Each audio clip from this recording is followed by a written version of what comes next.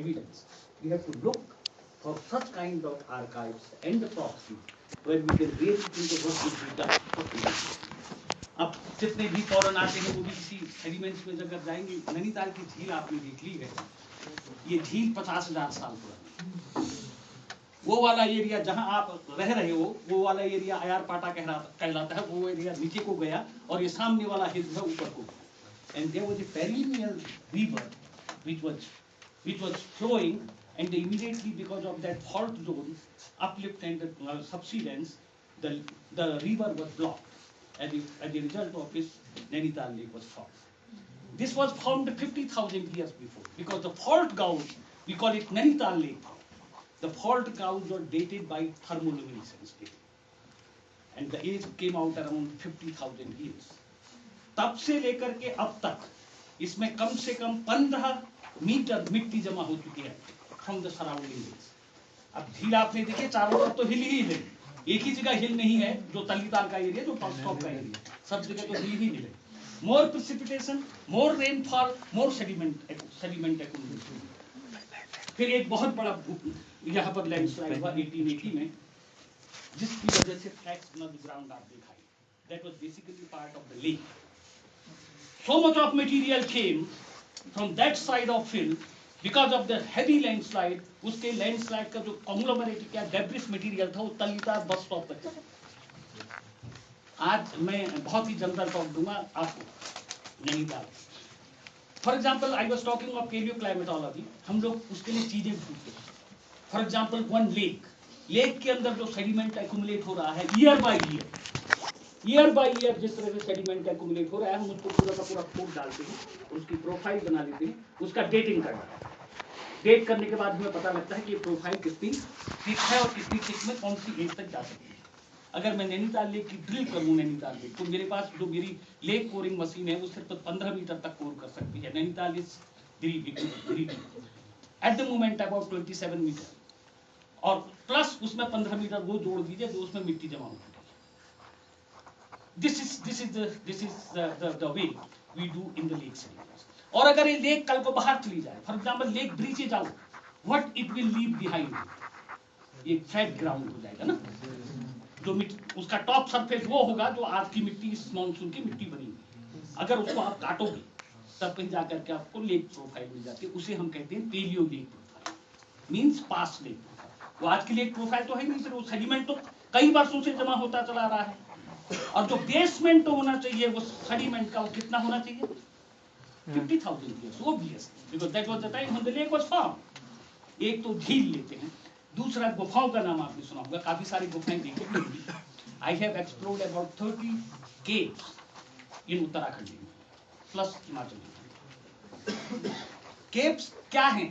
Caves के जो शिवलिंग हैं उनमें सब में भगवान की आस्था होती है। अगर एक को काटने लगो तो you will be killed by villagers. ये मेरे साथ बहुत बार हो चुका है, इसलिए मैंने काफी सारे स्टेलेग्माइट्स रात के 12 बजे काटे।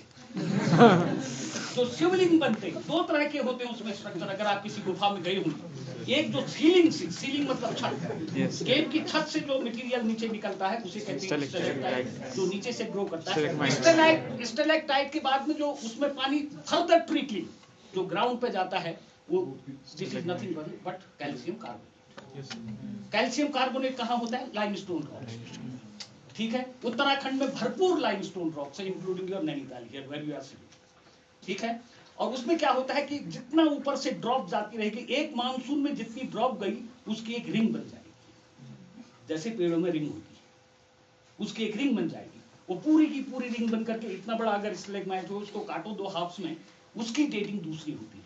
लेक्स की डेटिंग हम लोग करते हैं रेडियो कार्बन डेटिंग से, इसकी डेटिंग होती है यूरेनियम थोरियम से, क्योंकि इसमें यूरेनियम थोरियम की मात्रा होती है, उसे कहते हैं uranium thorium dating. That dating method is not available in India, that's very costly equipment. Ajay साहब जैसे लोगों को कहना चाहिए कि यूरेनियम थोरियम लैब भारत पर नहीं। Therefore I am always dependent on my very wonderful friends overseas में मेरे ज्यादा दोस्त हैं। ठीक है, ये तब हमने देखा कि एक मानसून में एक रिंग बन गई, हमने उसको डेट कर लिया। Uranium thorium dates gives you 500 plus minus 5 years, the most accurate dating method for the continental system today. Radio carbon conventional करेंगे तो बोलेंगे 1000 प्लस माइनस 200, 1200 भी हो सकता है, 800 भी हो सकता है, result should be not authentic. ऐसा नहीं करा, बिल्कुल ऑथेंटिक नहीं होंगे टू सम एक्सटेंट। फिर उसके बाद एएमएस रेडियो कार्बन करोगे तो they are authentic, but uranium thorium is the most relevant dating method today in the continental system. तो उसकी हम डेटिंग करते हैं यूरेनियम थोरियम से, और ये पता करने की कोशिश करते हैं कि किस साल में या किस डेकेड में। वहां हम multi year scale paleoclimatic data, lakes में हम इतना ज्यादा नहीं कर पाते, क्योंकि 1 20 सेंटीमीटर का एक सैंपल आप लोगे तो that gives you about 25 to 30 years of age। मगर अगर इससे करा, आपने गुफाओं से करा है, स्टैलेग्माइट से करा, that gives you 5 to 7 years। That is most wonderful technique मतलब करते क्या है उसका हम करते हैं आइसोटोप। वो कभी बाद में कहीं आकर के आपको भाषण दूंगा, आइसोटोप कैसे करते हैं, ऑक्सीजन आइसोटोप कैसे करते हैं, उसका उससे निकलता क्या है, कार्बन आइसोटोप से क्या निकलता है। तीसरी चीज है ट्री रिंग्स। पेड़ों में रिंग्स होती हैं, आप सब जानते हैं, काटो आपको रिंग दिखेंगी, स्पेशली देवदार। यहाँ का जो हिमालयन ओक है वो बहुत very old, but very unfortunately Himalayan oak में रिंग्स नहीं बनती। यहाँ पर क्या होता है, रिंग्स जो होती बेसिकली देवदार में होती है, और कोई ऐसा पेड़ हिमालय के अंदर में 2000 साल से ज्यादा नहीं पाया गया है, जबकि स्टैलेग्माइट से आप 500,000 ईयर्स तक की क्लाइमेट कर सकते हैं। ट्री रिंग और इसमें यही डिफरेंस है, होते दोनों एक से हैं, दोनों में एक ही मानसून में एक ही तरह की रिंग बनती है, मगर पेड़ इतने ओल्ड थोड़ी होते हैं। लाहौल स्पीति में एक पेड़ रिपोर्ट किया था 3-4 साल पहले हम लोगों ने, दैट इज 2000 ईयर्स पूरे हिमालय में, और कहीं नहीं है। 600-700 कितने ही कर डाले हमने, किश्तवाड़ से लेकर के उत्तराखंड तक लेकर के कितने ही पेड़ कर डाले। This work I do basically with a man called R.R. Yadav who retired from GSIT Lucknow. तो 3 चीजें हैं, 3 आर्काइव्स में काम करता हूँ। एक आर्काइव मैंने बताया लेक, एक आर्काइव बताया speleothems, stalagmite plus stalactite are together called speleothems, और एक आर्काइव बताया मैंने आपको ट्री।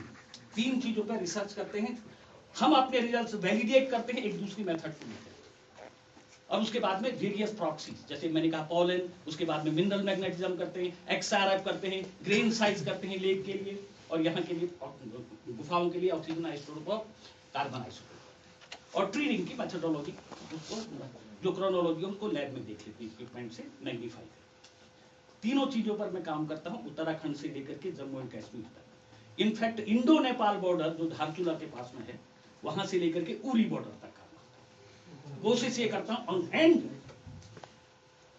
मुझे ये लगता है, ये लगता क्या है, we have proved it that the climate, past climate of Himalaya has been negatively correlated with the climate of peninsular India. बहुत कम लोगों ने ऐसा कहा है। जब हिमालय में कोई व्यक्ति रिसर्च करता है, ड्राई क्लाइमेट दिखती है, तो वो कहता है weakening of south western monsoon. No, हमारे पास 2 मानसून, एक मानसून को आजकल आप झेल रहे हैं कल परसों से, कोहरे के रूप में और हेल स्टॉर्म्स के रूप में। दिस इज विंटर मानसून, ये आपके वहां एक्टिव नहीं है।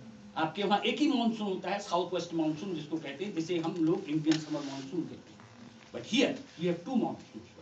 क्लाइमेट सेम कैसे होनी चाहिए, पास्ट क्लाइमेट सेम कैसे होनी चाहिए। One step ahead, what I have proved that the climate of the place where you are sitting is entirely different of the past climate of Kashmir, Jammu and Kashmir. हमारे वहां जितनी वर्षा ये जुलाई वाले मानसून की होती है, उनके वहां उतनी वर्षा आजकल विंटर मानसून में होती है, in form of snow. Okay, तो 2 मानसून वर्क करते हैं, हिमालय और यहाँ वाले हिमालय में और कश्मीर वाले हिमालय में। वहां का विंटर मानसून ज्यादा होता है, हमारे वहां साउथ वेस्टर्न मानसून ज्यादा होता है। आपके वहां सिर्फ साउथ वेस्टर्न मानसून होता है आज की तारीख में। आप कैसे ये कह सकते हो तब कि पेनिनसुलर इंडिया की क्लाइमेट को हिमालयन क्लाइमेट के साथ में कोरिलेट करना कर सकते हो। आप ये कैसे कह सकते हो फिर यहाँ नैनीताल की क्लाइमेट को आप कश्मीर की क्लाइमेट के साथ में चेंज क्यों करना चाहते हैं, कोरिलेट क्यों करना चाहते हैं। Remember always, if you tomorrow if you jump into the research, specially in the field of climate, one has to understand the system what is happening today। खैर, ये तो मेरा अपना सब्जेक्ट है जिस पर मैं काम करता हूँ। मैं आज आपको नैनीताल के बारे में थोड़ा सा बातें, बहुत जनरल लेक्चर दूंगा, बहुत डिफिकल्ट लेक्चर नहीं दूंगा। मुझसे कहा गया कि गुफाओं वाला लेक्चर न दे, क्योंकि वो बहुत BSc 3rd ईयर के स्टूडेंट्स है ना, वो थोड़ा ज्यादा हो जाएगा, सेकंड ईयर वो थोड़ा ज्यादा हो जाएगा। इसलिए हम आपसे थोड़ा नॉक करते हुए धीरे धीरे एक ऐसी बात करते थे। हमने लिखा तो है 10:30 AM, मगर ये तो अजय जी है ना जिन्होंने 2:30 करवाया।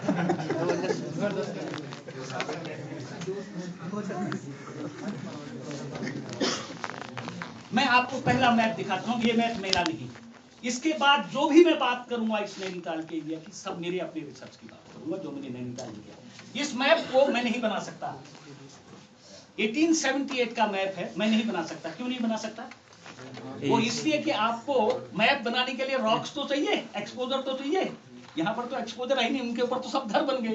पूरी नैनीताल का शहर तो उसी पे बना हुआ, उसी रॉक्स पे। There is not even a single exposure जहां पर हम लोग देख सकते हैं। देखिए बड़ी इंटरेस्टिंग बात है, ये जगह जो है वो डीएसबी गेट है, जो नीचे कैंपस है।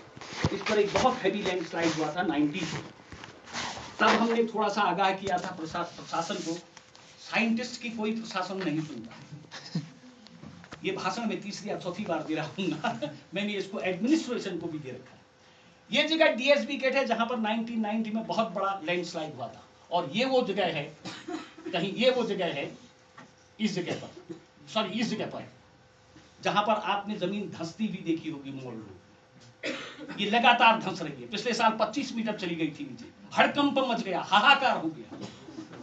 मीडिया अप्रोच्ड मी कि क्या करना चाहिए। मैंने कहा मैंने कई साल पहले से तुमसे कह रहा हूं कि पोजीशन क्या है, इसको कुछ नहीं कर सकते। Ajay ji, the faults go there. There is one fault here, there is one fault here, and one fault here. And the central point of this is CSB college का, जो हमारा नीचे का कैंपस है। यहाँ तो बहुत ही मुश्किल सिस्टम है कल के लिए या परसों के लिए या नेक्स्ट जनरेशन के लिए। मैं कई बार कहता हूँ, मैं यहाँ कुछ क्या करोगे आप? क्या करोगे? दीवार बनाओगे क्या? एक साल दीवार बनाई उन्होंने, 5 दिन के अंदर चली गई। इस बार कम से कम 6 जगह दरार पड़ गई मॉल रोड में, इस एरिया में। What Ajay ji was talking to me अभी कुछ समय पहले, मैं वही दोहराना चाहता हूँ। एक्चुअल चीज तो लोगों को मालूम ही नहीं। The policy makers make the decisions in 5-star hotels or 7-star hotels. उनको क्या पता नैनीताल में फॉल्ट का सिस्टम क्या है, उनको क्या मतलब हो रहा है। And this is the place, this is the place जहां से वो 1880 का लैंडस्लाइड आया। अजय जी देखिए, इसमें इसको डाइक को भी ऑफसेट किया। And the most dangerous place is this. ये गोला जो है, हरा गोला, ये इनफैक्ट क्या है मालूम है? ये मल्लीताल का बड़ा बाजार है। हार्ट ऑफ नैनीताल, मल्लीताल का बड़ा बाजार है। काफी बार मैं कहता हूँ मीडिया अगर बैठा हो तो कृपया इसको ऑफ द रिकॉर्ड समझे, नहीं तो कल मेरे को सब गोली मार देंगे लोग। This is the most dangerous place, Sukhatal, जिस जगह पर आप रह रहे हैं। यही वो जगह है कल सवेरे तक कुछ नहीं होने वाला। यहाँ पर फ्लैट्स बना, दिस वाज बेसिकली जहां पर आप लोग रह रहे हैं वहां से लेकर के यहाँ तक पूरी लेक थी। दिस वाज द लेक, जिसे आप सूखाताल कहते हैं। This is Sukhatal, this is and this is Nainital का बाजार, जो मैं कह रहा हूँ। This is where is the problem of this Nainital.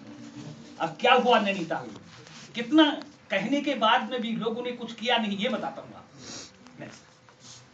ये नैनीताल का वो वाला मैप है, थोड़ा बड़ा है। अगला जाएं, ये बड़ा वाला कैचमेंट लिया हमने। ये इस वाले एरिया को देखेगा, इस वाले एरिया को देखेगा, इस वाले, ये 2006 का पिक्चर है। 2006 1, 4 and 5 low green cover, 1, 4 and 5 low green cover, 2 and 3 low green cover and erosion, 2 and 3। इस 2 और 3 में 2006 में इरोजन होने लगा था। और इन एरियाज में क्या हुआ उसके तुरंत बाद मैं बताऊंगा दूसरी स्लाइड में। Next slide. अब देखिए 1, 4, 5 further reduction in green colour, वही 1, 4, 5 further reduction, 2, 3 reduction in green cover and erosion. ये वाला एरिया फिर से देंगे, इस पर नजर रखिएगा। ये 2010 का है। नेक्स्ट 2017 पूरा इरोजन हो गया। इस जगह का नाम है टूटा पहाड़, और पिछले साल ये भर कर रोड बंद होगी। नैनीताल टू भवाली नो, कोई ट्रैफिक नहीं, कम से कम 2 महीने तक सबको वाया हल्द्वानी जाना पड़ा। ये पूरा का पूरा गिर गया। Reduction in green cover and erosion, 1, 4, 5 reduction in green cover, increase in settlement development. Settlement जैसे ही बढ़ा वैसे ही सब कहानी खत्म होगी। Next please. 2006 और 2017 का डिफरेंस देखिए। ये 2006 में ये पोजीशन है, 2017 में है 2000। देखिए सेटलमेंट देखिए कितना ज्यादा सेटलमेंट बढ़ गया है 6 से लेकर के 2017 तक, सिर्फ 10%। इतना कम एरिया था पॉपुलेशन का या सेटलमेंट का, ये सेटलमेंट भी इतने गुना बढ़ गया। हाथ कंगन को आरसी क्या, पिक्चर देख लीजिए। इन दोनों पे वो करिएगा। नैनीताल 2006 में ये दोनों गोले बनाए हैं मैंने, इन पर थोड़ा सा ध्यान रखिएगा। ये अगला क्या होता है पोजीशन। नैनीताल 2010 इसके गोले नहीं बने हैं, ये कहीं यहाँ और यहाँ है। अगला नैनीताल 2014, ये देखिए सेटलमेंट। अगला देखिए 2017 में ये position. Hell of the settlement means hell of the soil cover, losing the soil cover. अब सॉइल कवर ही नहीं रहा, अब इस नैनीताल का होगा क्या मालूम नहीं है। Next please. Nainital lake was formed 50,000 years ago and this was proved by thermoluminescence dating of the fault. About 15 meter thick mud has been deposited at the bottom until now. Nainital 2006 से 2017 तक 10 to 12% loss in soil cover, 10 to 12% soil loss. This is an alarming rate, and scientists बेचारे ऐसे ढूंढ रहे हैं क्या करें। Next. Generally हम लोग, मैंने आपको लेक कोरिंग की बात बताई थी। लेक कोरिंग के लिए हम लोग बहुत ह्यूज इक्विपमेंट रखते हैं। ये equipment Ajay ji has been donated to my by German government. हम बोर्ड ने डोनेट किया। पूरा सिस्टम है हमारे पास में, मगर ये जो हमारी मशीन है ये 15 मीटर से नीचे ज्यादा कोर नहीं करती इस तरह से। और एक ट्रिप में हमारा 1.5 लाख रुपया खर्चा होता है। 2016 में जब नैनीताल झील का, क्योंकि मैं नैनीताल झील को कोर नहीं कर पाया था, इसकी डेप्थ बहुत ज्यादा थी। 2016 में आई वाज इन बर्लिन। किसी ने मुझे व्हाट्सएप में, मेरे ही एक असिस्टेंट ने व्हाट्सएप में एक फोटो भेजी। कहाँ हो? अप्रैल एंड में नैनीताल का जल स्तर इतना घट गया है कि वहां पूरा टापू निकल आया, उसे खोद डालो। तुमको तो पैसे खर्चा करने की जरूरत ही नहीं है। I preponed my flight by a week and landed in Nainital on 2nd of May. Next 3rd of May को पहुंच गया नैनीताल के उस एरिया। ये नैनीताल का इलाका है। This is 3rd May 2016। मैंने एग्जीक्यूटिव इंजीनियर से रिक्वेस्ट करा, मैंने कहा जेसीबी दे दीजिए मुझे, ताकि मुझे खोदूं और यहाँ से मटेरियल निकालूं, क्योंकि मैं जब 1.5 लाख रुपया बचने वाला था। मैंने जब ट्रिप प्रीपोन करिया जाएगी, I had to spend only some 7,000 rupees also. उसका कोई मतलब नहीं होता था उसके। Next please. And we started the operation. Look at it, this is the, वो उस समय उसका टॉप था, ड्राइड एरिया का। नैनीताल के ड्राइड एरिया का टॉप था। हमने जेसीबी के हुड पे बैठ करके काम चालू कर दिया अपना। Next please.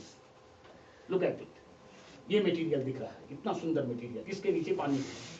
Next please. अब जहां पर से पानी निकलने का, वहां से मैंने अपना एक इनलेयर डाल दिया to avoid any kind of contamination. तो मुझे इतनी मिट्टी मिल गई और उसके बाद में एक पूरा ये वाला नीचे वाला मटेरियल मिल गया। Next please. And look at it, and we have started measuring this with my students. Next look at it, ये हुड है, ये हुड भी पानी में जाने लगा। हमने नीचे से भी सैंपल निकाल दिया। Next. And this is all the sampling site. Next. And look at it, हमारे पास में ये है 4.9 meter below the road in front of army guest house. 4.9 meter, करीब 15-16 फीट। तलीताल के जहां पर आर्मी का गेस्ट हाउस, जहां पर तलीताल रिफेंस सेंटर, उसके बगल से 16 फीट तो नीचे ही चला गया। प्लस 1.7 हमने निकाल लिया अपना कोर। टोटल हो गया 6.6 meter from the today's water level. So got little success as far as field work is concerned, and interestingly, executive engineer of PWD did not charge me anything for this JCB machine. यहाँ हमने look at it, the change in sediment from here to here, कितना change हो गया है। इसमें आपको बहुत ज्यादा कार्बोनेशियस मटेरियल दिखने लग गया है। इसका मतलब ये हुआ, ये वाले से ये वाले एरिया में ज्यादा सॉइल आपकी झील में घुसी, ज्यादा पत्तियां, ज्यादा सॉइल, वो कहां से घुसी होंगी? सराउंडिंग माउंटेन से। सराउंडिंग माउंटेन में जब तक आप खोदोगे नहीं मिट्टी, तब तक कैसे जाएगी यहाँ पे? इसका मतलब ये है कि आपने इतना ज्यादा कंस्ट्रक्शन किया इस एरिया से लेकर के इस एरिया तक कि मिट्टी बहुत ज्यादा बढ़ गई। कार्बोनेशियस मट, चूंकि हमारे वहां आसपास में सब ओके। उनकी पत्तियां टिके हुई और ये कार्बोनेशियस मटेरियल में मिलती। नेक्स्ट, और हमने ले गया एक कोर, हमको लेक कोर मिल गया। I was very happy, we got the lake core, we got the lake core. जब ऐसे काम करते हैं तो मीडिया तो जल्दी से पहुंच जाता है। क्या हो रहा है? नेक्स्ट, इस लेक कोर को हमने प्रोफाइल बना, easy, very easy for your, profile बना दिया हमने। इस जगह से जेसीबी नीचे नहीं उतर पाई, बिल्कुल नहीं खोद पाई। There were big boulders and these big boulders, मुझे लगा कि बिग बोल्डर्स आई कहां से, where from these big boulders came, because नीचे तो मिट्टी है, नीचे तो मड है, ये बिग बोल्डर कहां से आ गए। मैंने इसको देख कर लिया इस मटीरियल टू फाइंड आउट कि इस जगह पर क्यों नहीं गई। लेट टू टेंडेटिव 1875 साल प्लस माइनस 16 इयर्स। ये इसका जो बेसमेंट है, ये क्या था 1880 का जो इतना बड़ा लैंडस्लाइड था। I just correlated that landslide material is that, otherwise मेरे पास में कोई इंटरप्रिटेशन तो है ही नहीं। That is the only possible interpretation कि ये बड़े बोल्डर 1980 के भूस्खलन के आए होंगे, तलीताल तक जो पहुंचे होंगे, मल्लीताल से तक, क्योंकि बैंक पे था ना सेक्शन, तो बैंक पे ही ज्यादा पहुंचने की संभावना है।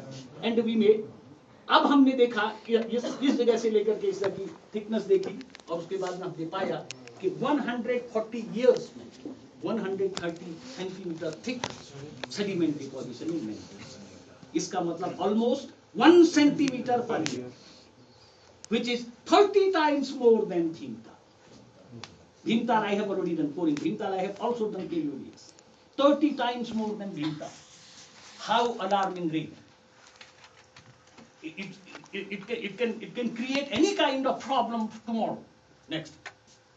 अब आपको सूखाताल ले चलता हूँ, जहां आप रह रहे हो, यहाँ कहीं आप रह रहे हो, वहां ले चलता हूँ। सूखाताल की कैसे स्थिति, मैंने आपको बताया कि सूखाताल वो पार्ट ऑफ नैनीताल में।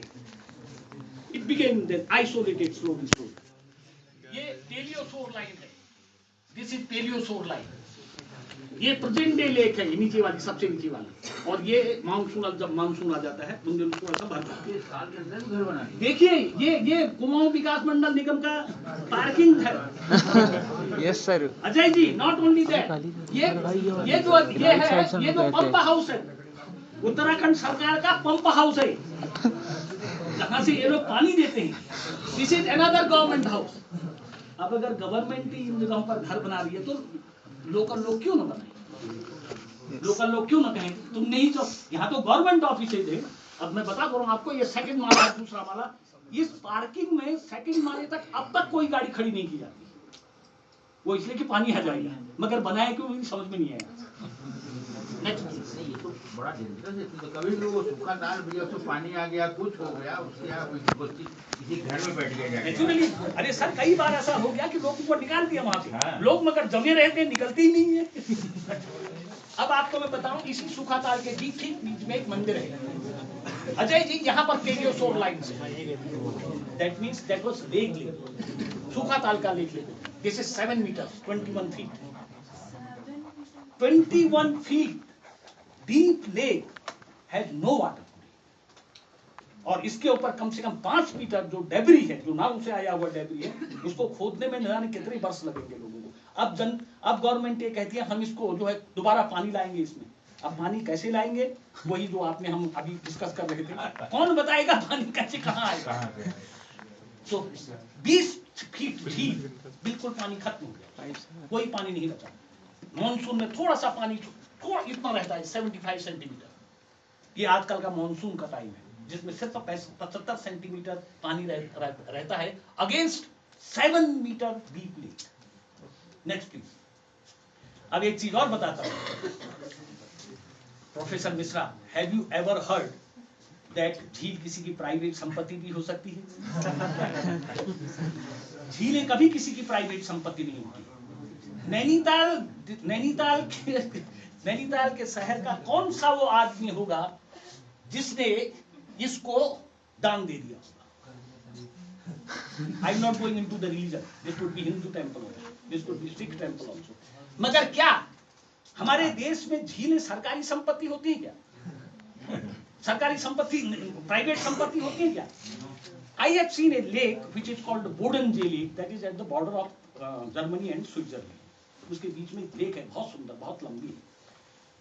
स्विट्जरलैंड की सरकार कहती है हम इस अपनी तरफ वाली झील है उसको इतना सुंदर बना देते हैं, इतना सुंदर बना देते हैं, इतना सुंदर.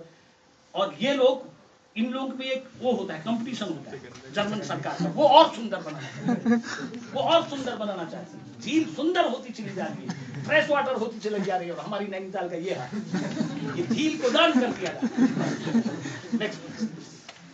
अब बलिया नाला की बात करता हूं. 2003 में जो अजय जी 2003-2004 में हमने जीपीएस सर्वे किया था मेरे पीएचडी स्टूडेंट के साथ, जिसने मेरे पास पीएचडी करी. ये एक्टिव स्लाइडेड एरिया है और ये बलिया नाला है जो नैनीताल से, तलीताल से निकलता है. बलिया नाला पूरा का पूरा बहुत ज्यादा खिसक गया.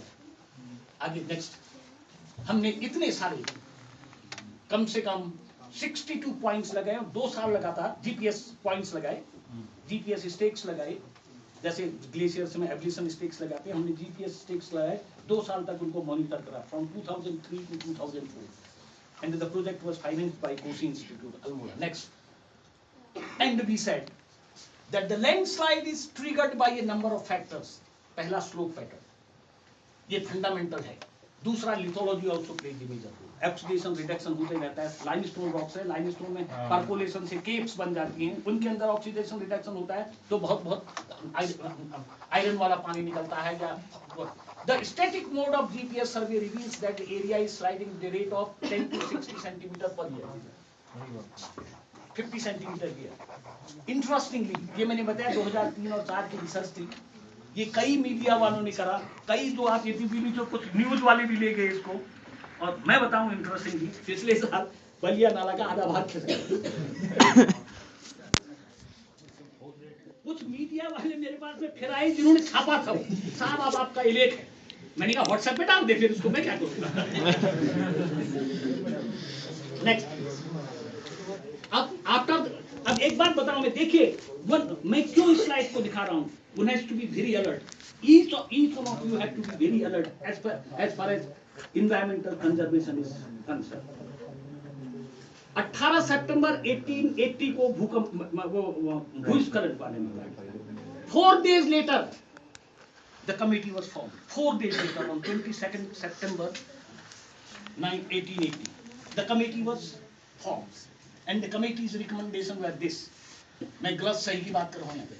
Ravines to be lined and riveted. ये सब का सब ब्रिटिशर्स ने कर दिया. 72 नाले जो नैनीताल में बहते हैं, इसीलिए नैनीताल आज तक जिंदा है. They are called arteries of Nainital. जो सरफेस वाटर होता है सबका सब नालों से बह करके सब बलिया नाले के थ्रू गोला में चला जाता है. 72 नाला, और ऐसे नाला है उनमें आज तक कोई खरोंच तक नहीं आई जो उस समय के बने हुए. ठीक है, उन्होंने ये कहा this was done by Britishers only. हमने नहीं करा कुछ उसमें. हमने 72 ऑलरेडी, हमने 73rd नहीं बनाया. हाँ, इतना काम जरूर करा, वो जो रेवाइन से जो नाले थे उनके ऊपर वो रख करके, सीमेंट के पटाल रख करके उनके ऊपर घर बनाया. इतना जरूर करा हमने. Second, they said fissures and long deep cracks because of the cave structures. Caves जो बन गई to be filled with hard clay, कभी नहीं. तीसरा उन्होंने कहा further erection of buildings, quarrying and excavation of terraces to be absolutely prohibited in an affected hill area. कभी नहीं हुआ. तीन गलत, कभी भी नहीं. थर्ड वाला बहुत जरूरी है. थर्ड वाला बहुत जरूरी है. तभी मैंने 3 गलत कर दिया. वो हुआ ही नहीं. इंस्टेड ऑफ दैट जो सॉइल इरोजन हुआ, जो सॉइल नीचे आई just because of, only because of the construction. चौथा उन्होंने कहा steep slopes to be planted with trees, no grass cutting और ग्रेजिंग बी अलाउड. कुछ नहीं हुआ. Nothing happened. पांचवा बड़ा इंटरेस्टिंग चीज कही उन्होंने. An honest, efficient and trustworthy officer should be appointed as inspector of buildings and the drains who should work under the sole orders of administration. ऐसा हुआ तो सही. डीएम आता है ना. अब डीएम तो सोल अथॉरिटी हुआ तो सही, मगर हुआ क्या? कुछ नहीं. ये भी 3 गलत. You yourself can imagine the fate of Nainital. मुझे नहीं लगता नेक्स्ट जनरेशन हमारी नैनीताल को किस दिशा में देखेगी. Next please. जो हमने कहा है, जो हमने कई बार सजेशन दिया है, you use it as an unit of management come conservation, then only you can save Nainital. Recharge सूखा ताल मोस्ट इंपॉर्टेंट, क्योंकि सूखा ताल का जो पानी था उससे 40 to 50% पानी नैनीताल का रिचार्ज होता था नैनीताल में। अब सूखा ताल सूख गई, नैनीताल का पानी हर रोज आप ड्रेन आउट कर रहे हैं, पीने के लिए तो कर रहे हैं, कहां से आएगा पीने? एक किसी कमेटी में हमको बुला लिया अजय जी और बोला यहाँ एक शिप्रा नदी बहती है 12 किलोमीटर दूर भवाली टाउन में। शिप्रा नदी है, वो इस समय जितना एक छोटी सी नलके में पानी आता है उतनी है। वहां कुछ जागरूक लोग हैं जो उसको कंजर्व करने की थोड़ा कोशिश करें, वहां से पानी को अपलिफ्ट कर देते हैं। हमने उनसे कहा एक छोटा सा नलका भर तो उसमें पानी है, उस पर भी लोग उसको कंजर्व करने की कोशिश कर रहे हैं। आप क्या समझते हो उस नलके भर को आपको खिंचवा देंगे? यहाँ पर एक सिंपल तरीका है, जो बैलिया नाला का जो मैंने आपको फिगर दिखाया, वहां का पानी टैप करो। अंग्रेजों ने ऐसा ही किया था, उन्होंने तो यहाँ वो बिजली उत्पादन किया, नीचे से पानी टैप करो, बलिया नाला भी बचेगा, बिजली भी बनेगी। Very lemon question, very lemon answer, but समझाए कौन उन लोगों को जो लोग जैसा मैंने कहा 7 स्टार होटल में बैठ करके नैनीताल का भविष्य लिखते हैं, उनको कौन समझाएगा? टैप रूफ वाटर को जो अगला घर बनेगा उसको बनने तब तक उसको वो न दीजिए, परमिशन न दीजिए जब तक उसके रूफ टैंक न बने। और जिनके पुराने घर हैं उनको भी नोटिस दे दीजिए कि आने वाले 6 महीने में टैंक बनना जरूरी है। अब यहाँ जो सरकारी टैंक नहीं है, मैंने दिखा दिया आपको, सूखा ताल में सरकारी पंप बैठ गया है, अब क्या बनाएंगे? This is very important and make it mandatory rain water harvesting के लिए। क्या cemented roads must be considered at criminal act. 5 साल पहले इन्होंने क्या करा, इस एरिया में सीमेंटेड रोड्स अब हम देखते हैं शहर में बना देंगे, है ना?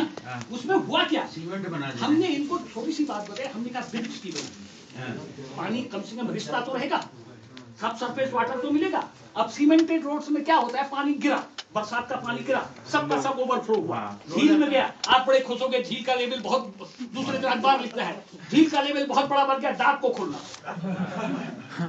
कोई पानी सब सरफेस तो है ही नहीं, रिचार्ज तो है ही नहीं। रिचार्ज कहां से होगी नैनीताल की झील? आधी झील तो सूखा ताल से होती थी और आधी झील स्प्रिंग से होती थी, स्प्रिंग तो सबके सब खत्म हो गई।